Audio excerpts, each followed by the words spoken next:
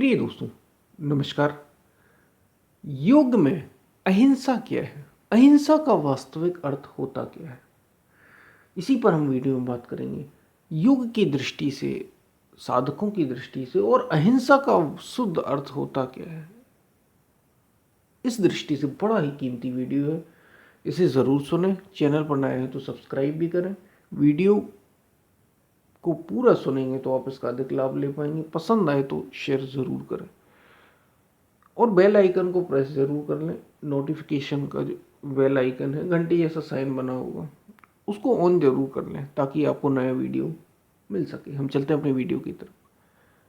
अहिंसा का अर्थ ही होता है कि किसी की हिंसा ना करना, यानी कुछ किसी को मारना नहीं। सामान्यतः हम यही समझते हैं अहिंसा। वैसे जैसे कई धर्म में है, विशेष रूप से कई धर्मों में है अहिंसा, और कुछ कुछ धर्मों ने तो इसको परम धर्म भी बताया है, जैसे अहिंसा परमो धर्म।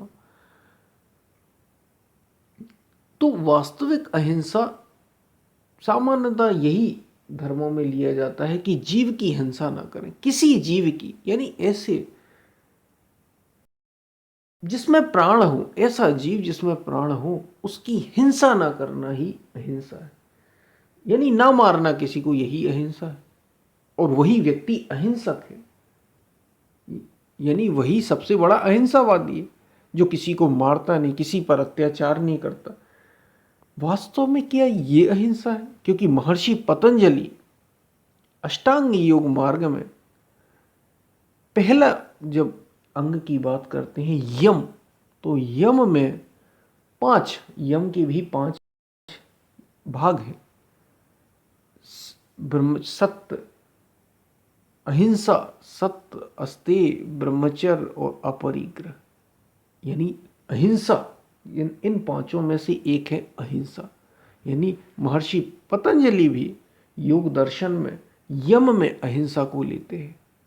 तो वास्तविक अहिंसा का अर्थ क्या? किसी जीव की हत्या न करना तो हो गई अहिंसा। क्योंकि अगर, और वो व्यक्ति अहिंसक हो गया, क्योंकि अगर ऐसा है, अगर यही वास्तव में अहिंसा है, तो फिर तो भगवान राम ने कई लोगों को मारा। जीव और जानवरों की, हम जीव की बात ही क्या करें, हम जानवरों की बात क्या करें। उनने तो जीते जी मनुष्यों को मारा है, कई राक्षसों को मारा उन्होंने। और ऐसे ही भगवान श्री कृष्ण ने, उन्होंने भी कईयों को मारा। यहां तक कि उन्होंने तो अर्जुन से कह दिया, अर्जुन तू इन पितामह को भी मार, गुरु द्रोण को मार, इन पर ही शस्त्र चला। तो वे तो हिंसावादी हो गए, फिर वे अहिंसक कहाँ रहे? वे अहिंसावादी रहे ही नहीं। जो योग के जनक हैं भगवान शिव, उन्होंने भी कई समय वध किया है। तो वास्तविक अहिंसा है क्या फिर? क्योंकि ये गलत नहीं। अगर राक्षसों को नहीं मारेंगे तो फिर ये तो बढ़ जाएंगे, ये हमें मार देंगे। वास्तव में ये अहिंसा है ही नहीं। अहिंसा का यहां मूल रूप से योग में जो अहिंसा है, उसका अर्थ ही होता है जो आत्मा की ओर आपको अग्रसर कर रहा है, वो पथ अहिंसक है। अपनी आत्मा के मार्ग से हट जाना हिंसा है। इससे बड़ी हिंसा और कुछ भी नहीं। वो सबसे बड़ा, वो हत्यारा है। वो अपनी आत्मा का ही हत्यारा है जो आत्म पथ की ओर नहीं बढ़ता, जो अपने कल्याण की ओर नहीं बढ़ रहा, जो सत्य की ओर नहीं बढ़ रहा। वो सबका, ये सब के सब, वे भले ही बाहर से किसी जीव को ना मारते हों, वे बाहर से किसी प्राणी की हत्या ना करते हों, लेकिन वे सब के सब हिंसक हैं।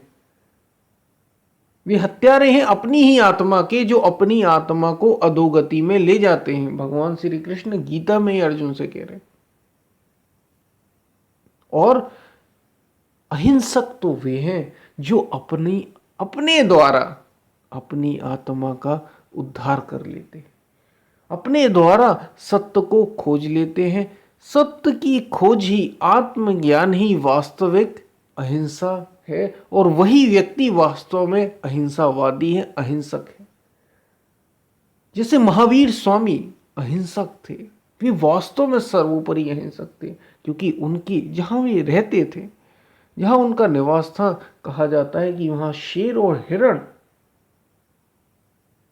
यानी ऐसे प्राणी जो प्रकृति में विपरीत हैं, शेर है, शेर का भोजन है हिरण, शेर का शिकार है हिरण, वे दोनों आपस में एक साथ पानी पीते थे। यानी प्रकृति के जो जीव हैं आसपास के, वे भी हिंसा का, बाहरी हिंसा का त्याग कर देते हैं। जो व्यक्ति वास्तविक अहिंसक होता है, वास्तविक अहिंसा, अपने आत्म कल्याण की ओर बढ़ना ही वास्तव में अहिंसा है। और आत्म कल्याण से च्युत होना, प्रकृति की ओर उन्मुख हो जाना, यही हिंसा है। वो हिंसक है, वो हत्यारा है, जो अपने द्वारा अपनी आत्मा का उद्धार नहीं करता, अपने को अधोगति से ऊंचे की ओर नहीं उठाता, चेतना की जो ऊंचे तलों पर ना लाए, वो हत्यारा है। उससे बड़ा हिंसक कोई है ही नहीं। भले ही वो बाहर से जीवों को ना मारता हो, बाहर से वो कुछ भी दिखावा करता रहे अपने धर्म में, अपने कर्म में, लेकिन भीतर से वो हिंसक ही है।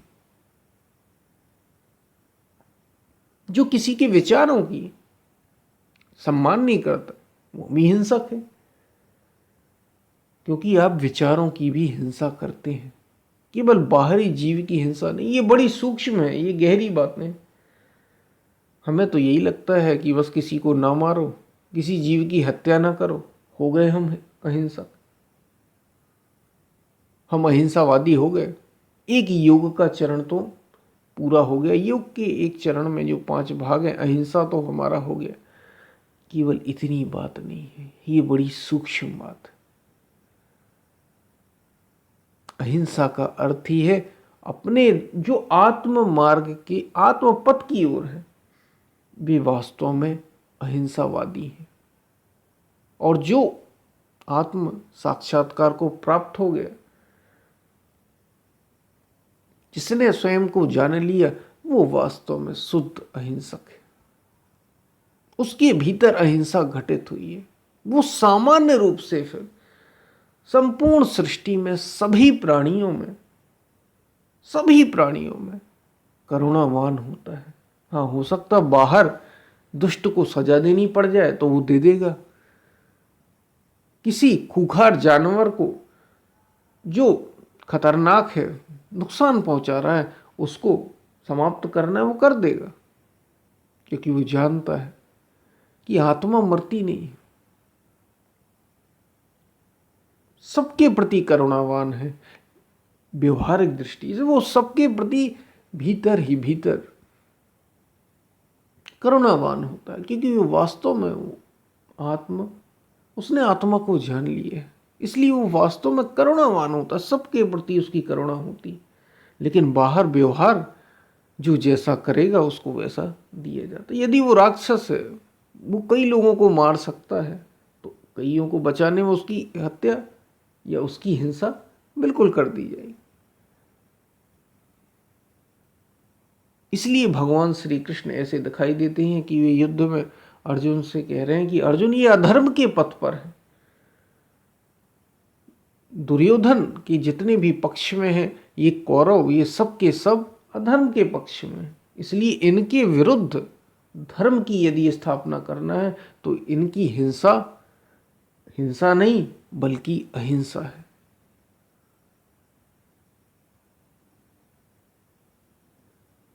तो वास्तव में अहिंसा क्या है, इसको घटित करना। अहिंसा वास्तव में भीतर की बात है, ये भीतर का गुण है, ये केवल बाहर से नहीं होता। ये शुरुआत हो सकती है, बाहर से जीवों को ना मारना, ये एक शुरुआत है। ये बहुत अच्छा है कि हम करुणा रखें सब जीवों पर, ऐसे ही नहीं कि किसी को खाने के लिए ही मार दें, किसी भी जीव की हत्या कर दें अपने उदर पोषण के लिए, अपने पेट भरने के लिए।